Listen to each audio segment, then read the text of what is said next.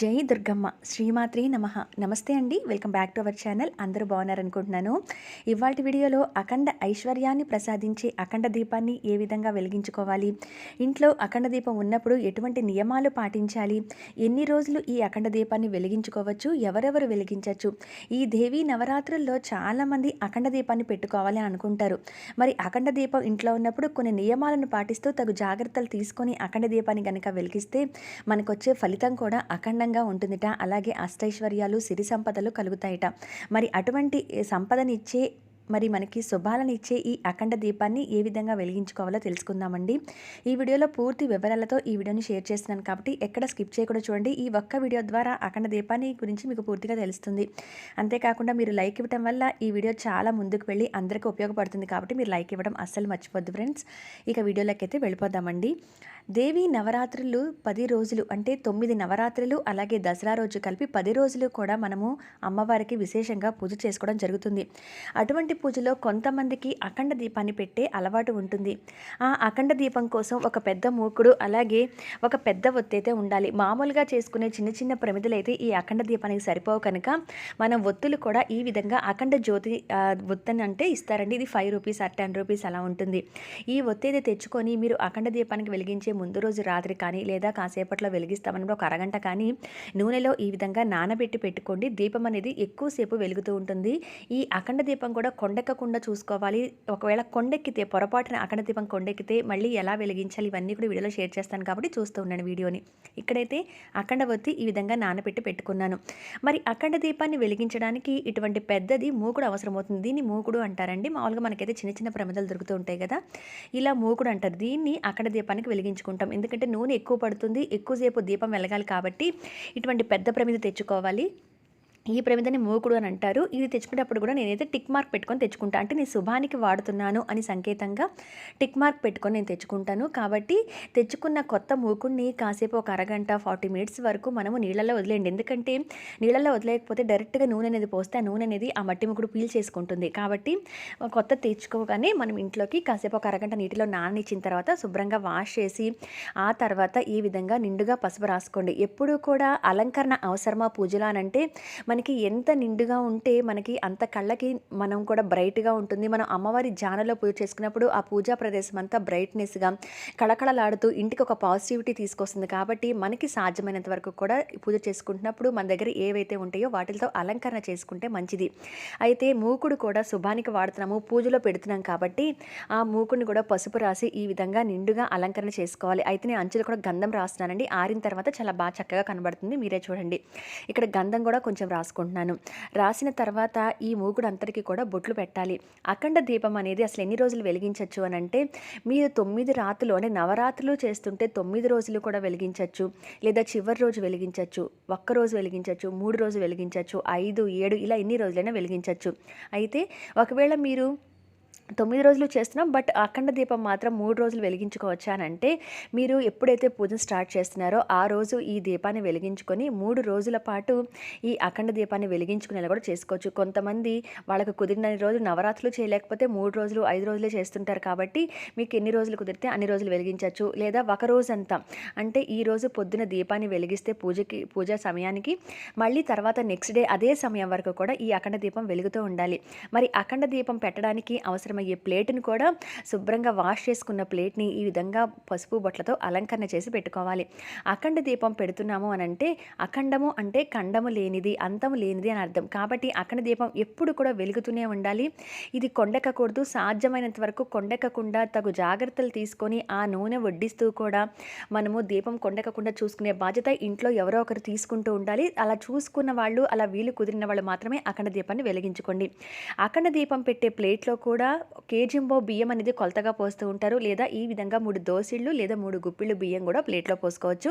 దొరికిన వాళ్ళు ధాన్యం తీసుకోండి. ఒకవేళ ధాన్యం అందరికి దగ్గర వెసులుబాటు ఉండదు కాబట్టి నేను ఈ బియ్యం అనేది పోస్తాను, అందరింట్లో ఉండేవి కాబట్టి. అలాగే నవధాన్యాలు కూడా తీసుకోవచ్చు. తీసుకొని ఈ విధంగా బియ్యం అయితే ఏవి తీసుకున్నా, అంటే ధాన్యము, నవధాన్యాలు, మామూలుగా బియ్యం ఏవి తీసుకున్నా కేజింబో కానీ లేదా 3 దోసిళ్ళు లేదా 3 గుప్పిళ్ళు ఈ విధంగా ప్లేట్లో పోసుకొని దీని మీద అమ్మవారి బీజాక్షరాలని శ్రీమని నేను రాసుకుంటున్నానండి. దీంట్లో ఓం రాసుకోవచ్చు, స్వస్తిక్ మార్క్ వేసుకోవచ్చు, శ్రీమని రాసుకోవచ్చు.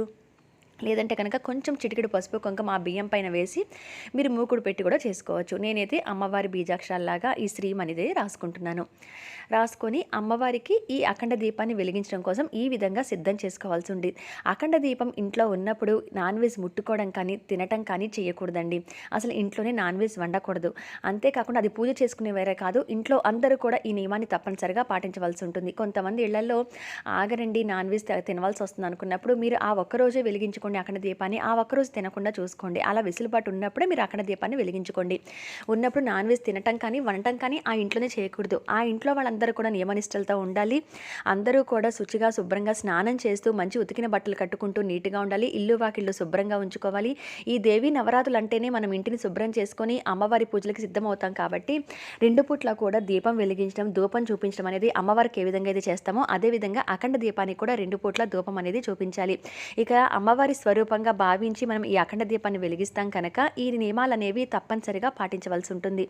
ఇక అఖండ దీపాన్ని అక్కడ ఆ మూకుడిని ఆ బియ్యంలో పెట్టుకొని దీంట్లో నువ్వుల నూనె అనేది పోయండి. ఆవు నెయ్యి అనేది చాలా రేటుతో కూడింది, అందరూ వెలిగించలేదు కాబట్టి నువ్వుల నూనె చూపిస్తున్నాను. నువ్వులు అనేది నిండుగా పోసి ఇంతాక మనం నానపెట్టుకున్న అఖండ ఒత్తి ఏదైతే ఉందో ఆ ఒత్తిని ఈ విధంగా వేసుకోండి. ఇలా నానటం వల్ల కూడా దీపం అనేది ఎక్కువసేపు వెలుగుతూ ఉంటుంది. కొంతమందికి ఈ ఒత్తి జారిపోతూ ఉంటుందండి. ఆ ఒత్తి ఒకవేళ అనుకోకుండా మన ప్రమేయం లేకుండా కొండెక్కితే కనుక ఏం చేయాలి అనేది కూడా ఈ వీడియోలో షేర్ చేస్తాను.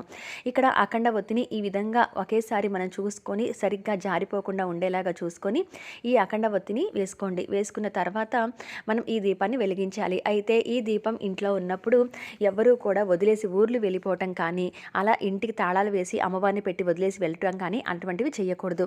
అఖండ దీపం ఇంట్లో ఉంది అని అంటే ఇంట్లో ఎవరో ఒకరు అఖండ దీపం బాధ్యత తీసుకునేలాగా అది ఎప్పుడూ కూడా ఇంకా వెలుగుతూనే ఉండాలి. కాబట్టి నిరంతరం వెలుగుతూనే ఉండాలి. ఉద్వాసం చెప్పి అమ్మవారిని తీసేసే వరకు, లేదా అఖండ దీపం మీరు ఒకరోజు వెలిగించాలి అని అనుకుంటే ఆ ఒక్కరోజు వెలిగించే వరకు పూర్తిగా 24 గంటలు గడిచే వరకైనా సరే మీరు అఖండ దీపం కొండెక్కకూడదు. కాబట్టి తగు జాగ్రత్తలు తీసుకొని ఇంట్లో ఎవరో ఒకరు నూనెను వడ్డిస్తూ అఖండ దీపాన్ని కొండెక్కకుండా చూసుకునే బాధ్యత కలిగి అప్పుడు మాత్రమే మీరు అఖండ దీపాన్ని పెట్టుకోండి. మరి అఖండ దీపం పెట్టే చోట ఈ విధంగా నేల మీదైతే కనుక మీరు పసుపు కానీ జేగురు కానీ రాసి మీరు అక్కడ పద్మ ముగ్గు వేసి ఈ అఖండ దీపాన్ని ఒక పక్కగా పెట్టుకోవచ్చు. అయితే అమ్మవారి పటం ఎదురుగాని అంటే మన పూజ చేసే ప్రదేశంలో అమ్మవారి ఎదురుగాని ఈ అఖండ దీపం ఉండాలా అంటే అలా ఏం అవసరం లేదండి. అఖండ దీపాన్ని మీరు ఒక పక్కగా అంటే పూజ చేసే ప్రదేశంలో ఒక పక్కగా కూడా పెట్టుకోవచ్చు. అలా పెట్టుకునేటట్టయితే కనుక అక్కడ కొంచెం పసుపు కానీ జేగురు కానీ రాసి లేదా గోమూత్రంతో శుభ్రం చేసుకొని ఒక చిన్న ముగ్గు పెట్టుకొని ఒక పక్కగా కూడా మూలకు పెట్టేసుకోవచ్చు అఖండ దీపాన్ని పూజా ప్రదేశం దగ్గర. ఒకవేళ మీరు పూజ చేసుకునే ప్రదేశంలో ప్లేస్ ఉందండి ఆ పీట మీద అనుకుంటే కనుక ఈ విధంగా ఏర్పాటు చేసుకొని ముగ్గు వేసి అక్కడ కొంచెం లేదా పసుపు కుంకుమ వేసి ఒక క్లాత్ మీద కానీ ఒక ప్లేట్లో కానీ మళ్ళీ ఏర్పాటు చేసుకొని ఈ అఖండ దీపాన్ని పెట్టుకోవాలి. తయారు చేసుకున్న అఖండ దీపాన్ని పెట్టుకొని అఖండ దీపం పెట్టే ముందుగా నార్మల్ దీపారాధన అంటే మామూలు దీపారాధన చేసి గణపతి కూడా పూజ చేసుకుంటాం కదా.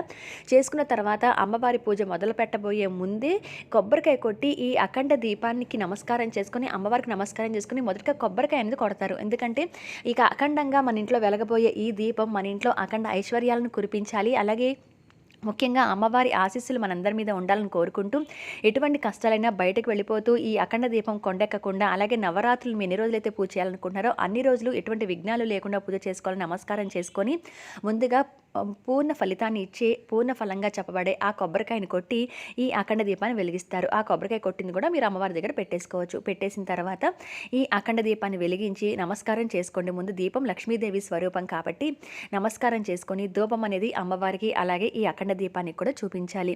చూపించిన తర్వాత ఇక మీరు నవరాత్రి పూజ మొదలు పెడతారు కాబట్టి అమ్మవారికి అన్ని ఉపచారాలతోనూ పూజ చేసుకోవటం అలాగే ఈ దీపం దగ్గర కూడా కొన్ని అక్షింతలు వేస్తూ చక్కగా పూలతో అలంకరణ చేసుకుంటాం. మీ దగ్గర ఎక్కువ పూలు ఉంటే ఈ అఖండ దీపం దగ్గర నిత్యం కూడా పూలతో అలంకరణ చేసుకోవచ్చు. లేదంటే కనుక ప్రతిరోజు దీపం దగ్గర మనం ఏ విధంగా అయితే ఒక అక్షింతలు కానీ లేదా 2 పూలు కానీ పెడుతూ ఉంటామో అదే విధంగా ప్రతిరోజు కూడా ఉదయం పూజ ప్రారంభించే ముందు రోజు పెట్టిన పూలు ఏదైనా ఉంటే కనుక ఆ దీపం దగ్గర ఆ 2 పూలు తీసేసి మళ్ళీ ఒక 2 కొత్త పూలు అనేది ఒక పువ్వైనా పెట్టి 2 అక్షింతలు వేసి అమ్మవారికి అలాగే ఇటు దీపం దగ్గర కూడా అఖండ దీపం దగ్గర నమస్కారం చేసుకుని పూజ మొదలు పెట్టడం అనేది ఒక పద్ధతిగా అలవాటు చేసుకోవాలి. ఎక్కువ పూలు ఉన్నాయనుకోండి, ఆ పూలతో కూడా అలంకరణ చేసుకోవచ్చు. వేపాకులు దొరికిన రోజు వేపాకులు చుట్టుపక్కల పెట్టి అలంకరణ చేసుకోవచ్చు. ఈ విధంగా అఖండ దీపాన్ని అమ్మవారి దగ్గర వెలిగించుకోవాలి. అయితే ఈ అఖండ దీపం ఉన్నప్పుడు ఇందాక నేను చెప్పినట్టుగా నాన్ వెజ్ ముట్టుకోవడం కానీ, తినడం కానీ, వండటం కానీ చేయకూడదు. అలాగే ఇంట్లో నవరాత్రులు చేసినప్పుడు బ్రహ్మచర్యం పాటించాలి. ముఖ్యంగా స్నానం చేసినప్పుడు మాత్రమే అమ్మవారి దగ్గరికి రావాలి. ఆ దీపం ఎవరైతే బాధ్యత తీసుకొని దీపం కొండెక్కకుండా నూనె వడ్డిస్తూ వస్తున్నారో అటువంటి వాళ్ళు తప్పనిసరిగా శుభ్రత పాటించాలి. బయటకు వెళ్ళొచ్చిన బట్టలతో ఆ దీపాన్ని ముట్టుకోవడం కానీ, ఆ దీపం దగ్గరికి వెళ్ళటం కానీ చేయకూడదు. ఇలాంటి దీపాలు పెడుతున్నప్పుడు కిందగా పెడితే కనుక ఏదైనా ఇంట్లో చిన్నపిల్లలుంటే ఆ జాగ్రత్త తీసుకొని మాత్రమే ఈ దీపాన్ని వెలిగించండి. ముఖ్యంగా వచ్చేసి ఈ దీపం ఉన్నప్పుడు మాత్రం కొండెక్కకుండా నూనె వడ్డిస్తూ, అందుకనే కొంచెం పెద్ద మూకుడు అనేది పెట్టుకుంటాం అనమాట. ఈ విధంగా పెద్దది పెట్టుకోవడం వల్ల నూనె ఎక్కువ పడుతుంది కాబట్టి దీపం తొందరగా గగనం అనేది అవ్వకుండా అలా వెలుగుతూ ఉంటుంది. మధ్య మధ్యలో కూడా మనం ఆ నూనె ఎంత ఉందనేది చూసుకొని వడ్డించుకుంటూ ఉండాలి. ఇలా మీరు ఎన్ని రోజులైతే పూజ చేయాలనుకుంటున్నారో అన్ని రోజులు కూడా, ఒకవేళ మీరు 10 రోజులు 9 రోజులు చేస్తున్నాము అమ్మవారి అంటే పూజ అని అంటే కనుక అమ్మవారికి ఉద్వాసన చెప్పే వరకు కూడా ఈ దీపం వెలుగుతూ ఉండాలి. అయితే ఈ దీపం ఉంటే నార్మల్ దీపారాధన అవసరం లేదని అంటున్నారు. అలా ఏం కాదండి. నార్మల్ దీపారాధన మామూలుగా ప్రతిరోజు కూడా చేసుకుంటాం. ఈ అఖండ దీపం ఒకసారి మొదటి రోజు వెలిగిస్తాం కాబట్టి అలా వెలుగుతూనే ఉంటుంది.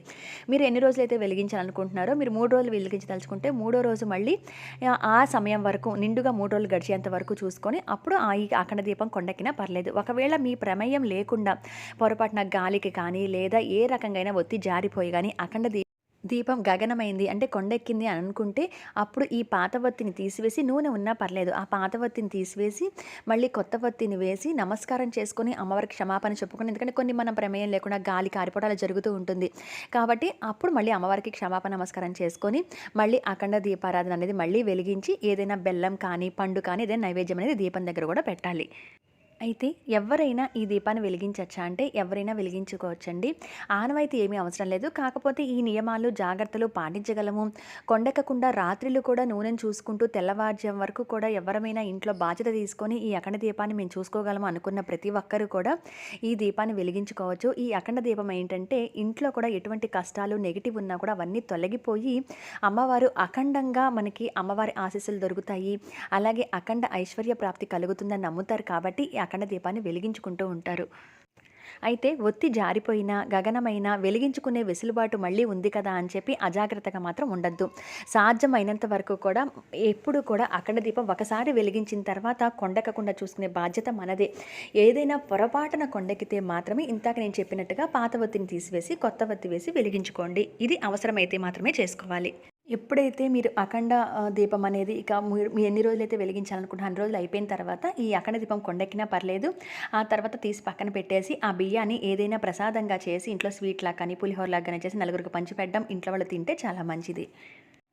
ఇదండి అఖండ దీపాన్ని వెలిగించుకునే పద్ధతి. అఖండ దీపం ఇంట్లో ఉన్నప్పుడు పాటించవలసిన నియమాలు.